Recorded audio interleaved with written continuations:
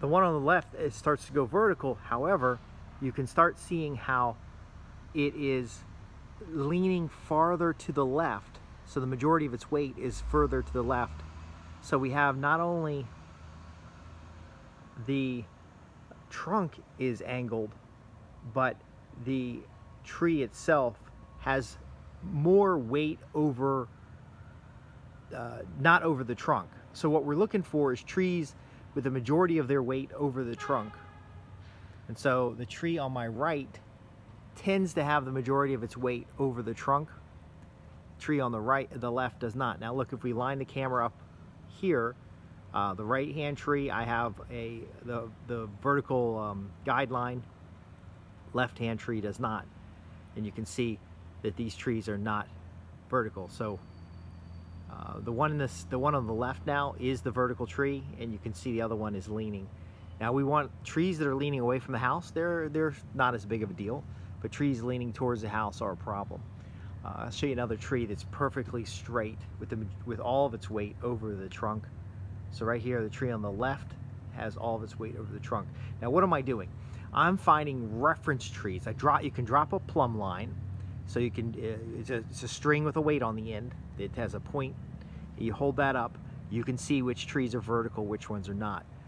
This tree here, center of frame, is leaning and has the majority of its branches not over the roots. So I don't have a plumb line at hand right now, but if I held a plumb line right here at this part of the tree, the line would go straight down and not be at the trunk. But if I held a plumb line at where the tree starts splitting here, then the plumb line would go straight down the tree. So we're looking for trees that are vertical from top to bottom, and the majority of the tree is over its trunk. In the case of side branches like what's in the middle here, that could be an issue, but it's a short tree. So these long tall ones. Now we're going to remove all the trees, because I've cut down quite a few at about $400 to $500 a piece. But we have this retaining wall down here that needs to be replaced. So we're actually going to remove all the trees at one time to provide access to the retaining wall from both this side and from the other side. The neighbor needs some soil as well. And that's going to mean we're going to take out some trees that we'd like to keep, like this little pine here. Of course, all that bamboo is going to be scraped off. This bamboo over here will be scraped off and likely moved down to the bottom of the property line, where it can be planted on an elevated mound to make it easier to manage. We have more information about managing bamboo in another program. But when you have trees around your house, I know they're beautiful and you want to keep the trees, but if you've got trees that are leaning, there's a good example right there, center frame, down here in the center between those three is a tree that looks great from the bottom, but as you work your way up the tree, that thing is leaning and it's got dead branches in it. So now how do I know for sure that these trees are too old, or that the ground around the tree, you can see the roots starting around the base of the tree? That's because there's a lot of erosion here. Even though I've slowed down the erosion, there still have been enough damage that I'm not going to add 3 feet of soil. Well, how do you know? How do you know for sure? Well, you can bring out an arborist. So a lot of tree service companies, they have these guys that'll just cut down trees for the hell of it. They'll charge you whatever. But a tree service company that has an arborist can come out here and tell you, for example, that this hickory right there is a great tree. No risk of it coming down anytime soon. It'll be there for the next 50 years.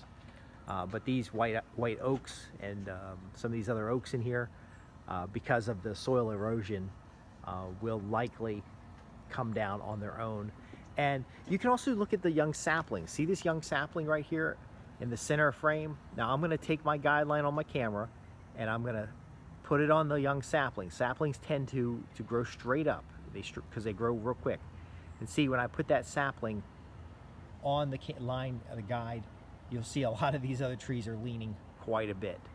Now what I'll do is I'll take video once a year, twice a year, and then I'll compare the videos real quick side by side to see. But look at this. So saplings, perfectly vertical. Look how the other trees have significant lean. See, if I line on this one, it doesn't look like so much lean, and then this one, You know, so we got a young sapling gives you good vertical. So if I remove this bamboo here, see, a lot of people are frustrated by bamboo, but I remove all this bamboo, these big trees are coming down immediately because the bamboo is what's keeping the soil from eroding. And you know, you can go see around the base of these trees how the ground's lifted up a little bit. You get a big windstorm, you can see the trees move. The one center frame right there, you can see that one move. It's moved from before. How can you tell if it's moved? Well, you find your plumb line, your vertical, then you put the camera alignment at the base of the tree, and you can see how much it's moved off of that core line. A lot of cameras will do a third. They'll divide the screen up in a third. But then again, you can just put a bolt on the end of a string and use a plumb line. Gravity will tell you. Now, why is it that when a tree's top gets slightly over its base or significantly over its base, it's highly likely to topple? Well, because of gravity. As that top gets across the threshold of the root, then you've got the situation where gravity is pulling down the majority of the tree like a lever rather than like a stable stand.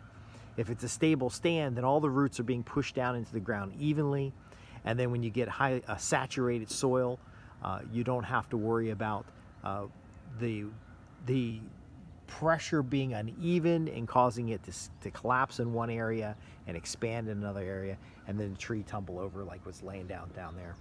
Anyway, I'm Justin Hitt with Prosperity Homestead. If you want to learn more about managing your trees, either whether it's a large forest or a small forest, or you just want to get better use out of the space and managing your home, you can visit us at prosperityhomestead.org. That's www.prosperityhomestead.org. And we even have a program on managing land projects. So whether you've got a homestead, an estate, or a small farm, how do you manage the land to get the most from it, but also to maintain its quality, its nutrients, and its value over time? Many of these, well, all of these trees, when they come out, they're going to a forester rather than a tree service. Because I've nickeled and dimed with tree services for years, and talked to a couple foresters and find out that I could take all these trees down for little or nothing, and that's going to give me access for the excavation work, and the excavation work will give me a value because it will protect the interests of the property. This I did by hand, but with a Kubota or a small Bobcat in here, I could have this extended. They're talking about we could possibly extend this backyard 12 feet, which would be great because then I can put a ladder up here, reach the gutters more easily, and I can also alleviate some of the issues that are associated with not really having safe access to the back of the house. Also compaction and other issues like that. Anyway, Justin Hitt, Prosperity Homestead. Thanks for watching. Enter your questions below. We'll do our best to answer them. If you want to get involved in the land management program that talks about how to manage these big projects, how to handle working with multiple contractors, being your own general contractor in some ways, and still being able to do your day-to-day work. So how to manage the contractors without driving yourself crazy. And you actually get better value. You'll want to visit www.prosperityhomestead.org.